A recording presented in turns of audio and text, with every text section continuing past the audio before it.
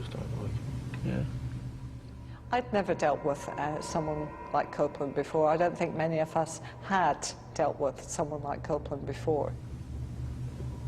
First of all, it's going to be the blacks, then the Asians, then the queers. And had you not have been caught, what would have happened next? Selfie. How do you feel about it now? I mean, we're a few days past. You know I feel nothing now. I don't feel sadness or sorrow. I don't feel joy about killing anybody. I just had to do it. It's my destiny.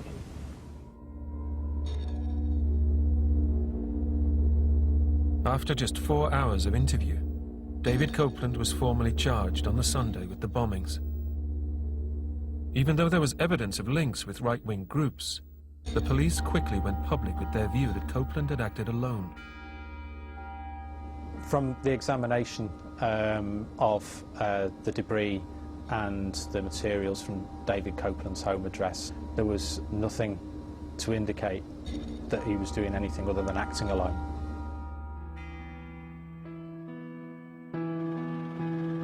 David Copeland went on trial at the Old Bailey in June 2000, charged with 3 counts of causing explosions and 3 counts of murder.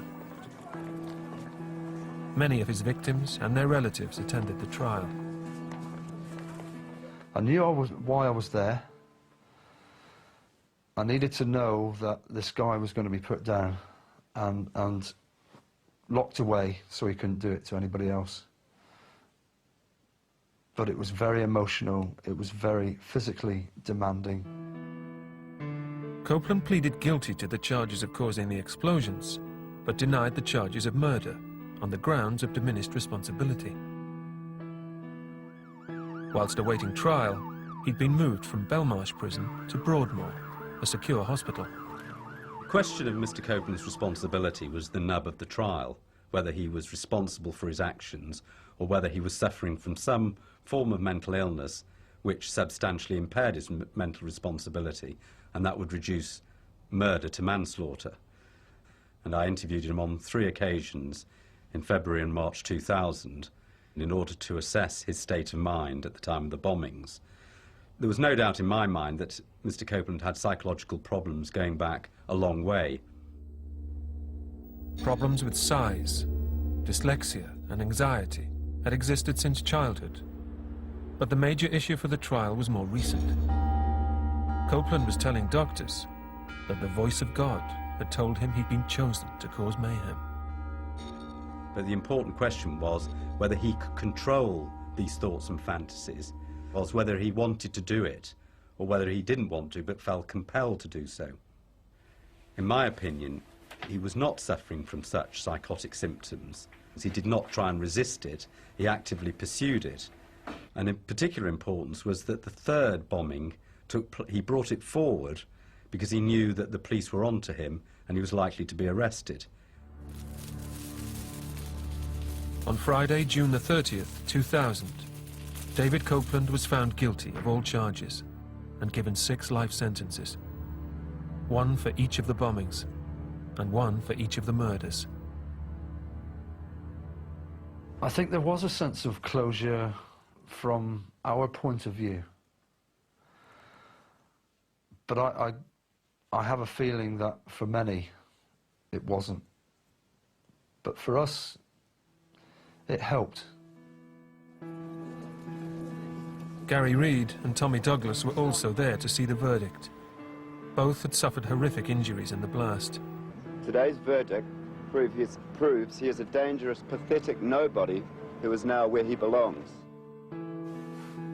Tommy lost both legs below the knee and had spent months in hospital, asking why. How does it all come about? I asked myself so many times. You don't walk into Tesco's and pick up a bomb like a loaf of bread. So there's a lot of thought, a lot of preparation goes into these things. Gary lost his left leg at the hip. I don't know.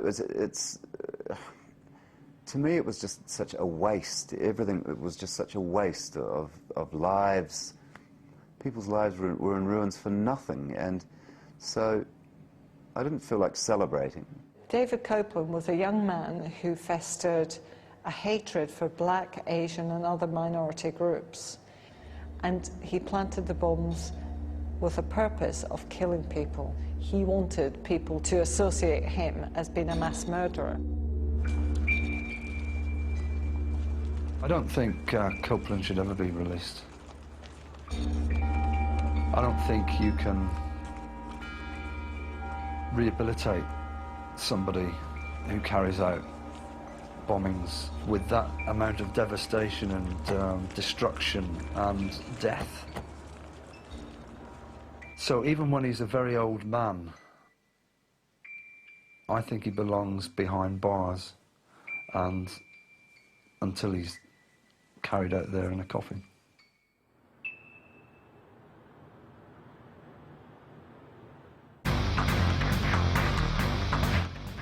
Tomorrow sees the Oxford and Cambridge University crews head down to the River Thames for their annual Battle of the Oars. Cambridge took the title last year, so what have Oxford got to offer this year? It's the Boat Race 2008. That's Saturday at 4 here on ITV1. Coming up next here, it's the first of a double dose of Night Watch.